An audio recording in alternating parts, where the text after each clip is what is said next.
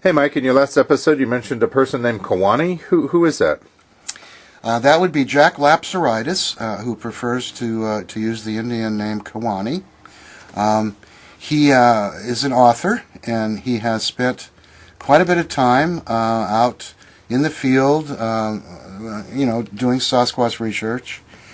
He claims to have had contact many years ago, and he wrote a book called The Psychic Sasquatch and their UFO Connection. As a matter of fact, I've been in touch with Kewaunee recently, and he says that his second book is due to come out very soon. He's got a follow-up book to the first one. Now, in that episode where I mentioned Kewaunee, I was in the context of being a contactee.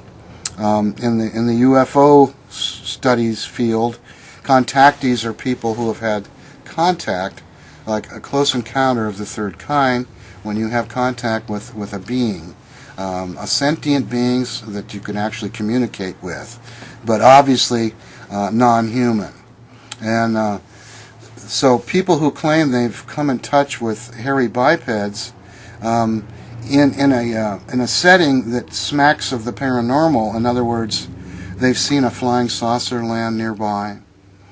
Then they see a giant hairy biped come out of the woods that the saucer landed in.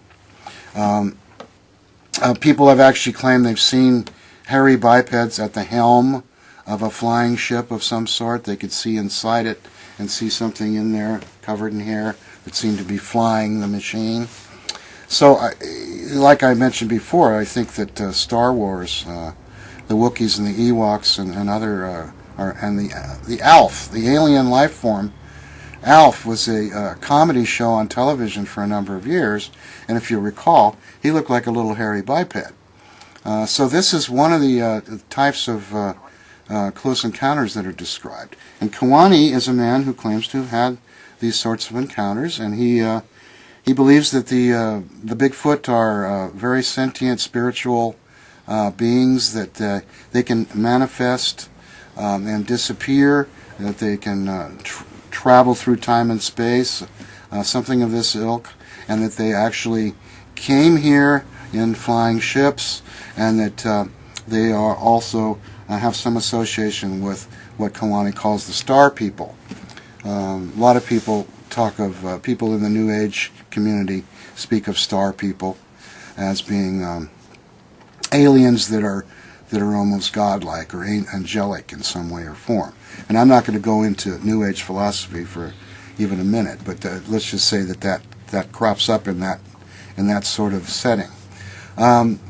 So because this happens, a lot of people put down Kewaunee and say, you're a lunatic, you're a madman. I know that Rene DeHinden had some harsh words to say about Kewaunee. Of course, he had harsh words for just about everybody, Grover Krantz included.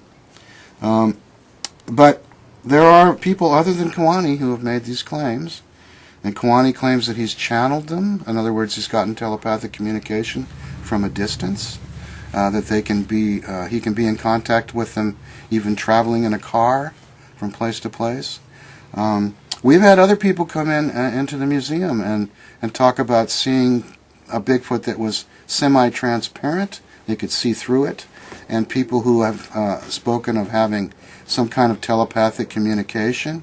And right now I'm reading Henry Franzone's book. I got it finally on CD because I couldn't afford the full-on book. I missed out on that, I'm sorry to say.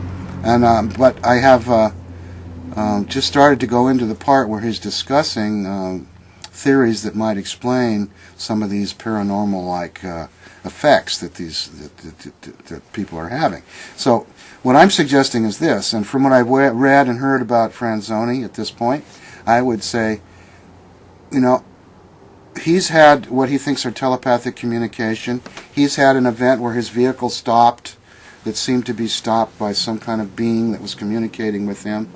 And you see, he said that it was a Bigfoot. Now, if somebody else had had an experience like that, you would normally see it discussed under the realm of like missing time or of a close encounter of the third kind. But Henry Franzoni associates his event with Bigfoot. And I think that's because he studied with the Indians, and his knowledge of Bigfoot came largely from the natives. And of course, a lot of the natives felt that Bigfoot had special talents and abilities. So Franzoni has an experience in the forest while, kind of looking for Bigfoot, and it's very paranormal. And so because he's got this predisposition about it, he takes it as a Bigfoot event. Maybe what happened was he had a UFO type event, and it took on the gestalt of Bigfoot merely because that was his predisposition. Maybe Kewaunee has thoughts that pop into his head that at this point in time he feels relatively sure are coming from elsewhere than his own mind, and he's learned to listen for those and to differentiate the difference between those and his own thoughts. These are just a few ideas tossed out just to open up people's minds to the idea that the paranormal, Bigfoot, UFOs, things like this, they could be genuine events, or they could be part of our own brain chemistry. But whatever they are, I think we can't just ignore those either. And I don't think we should be any less reverent to people like Kewaunee than any of the other people who claim to have had contact with a Bigfoot.